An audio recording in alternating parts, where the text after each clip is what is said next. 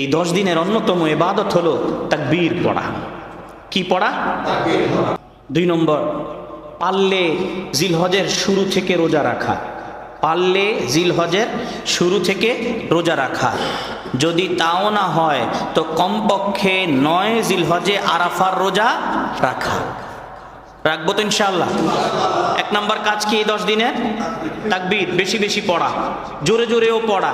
যেখানে জোরে পড়া দরকার সেখানে জোরে পড়া, যেখানে আস্তে পড়া দরকার সেখানে আস্তে পড়া। মসজিদে বসে আছি, একজনে নামাজ পড়ছে, একজনে কোরআন পড়ছে, সেখানে কি চিৎকার দিয়ে পড়বো না আওয়াজ ছাড়া পড়বো? বাজারে গেছি, সেখানে খুব ঝগড়া করতেছে, সেখানে তাকবীর জোরে জোরে পড়বো, যেন মানুষের মনে পড়ে না এই মাস কি মাস? ইবাদতের মাস। এ মাস জিলহজের মাস।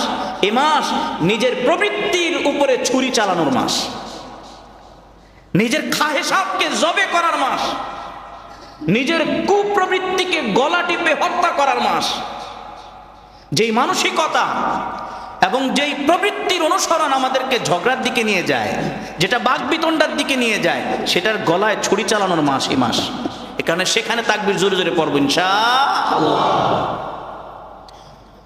1 নম্বর কাজ হলো তাকবীর পড়া।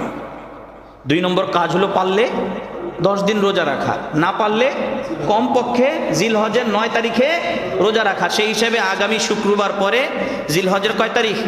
9 তারিখ। আমরা এই 3টা কাজ বেশি বেশি করব। রাত জেগে ইবাদত করা, কোরআন শরীফ পড়া, জিকির আজকার করা, তাসবিহ তাহলিল পড়া, নফল নামাজ পড়া, আরো যত ইবাদত হতে পারে হবে। অন্যান্য সময়গুলো করা যায়, তাকবীর অন্য সময় পড়ার এত সওয়াব নাই। পড়া যায় কিন্তু পড়ার এত সওয়াব নেই। আরাফা অন্য কোনো মাসে আসে না, এই মাসেই আসে, এই মাসের সাথে খাস। ঠিক আছে না?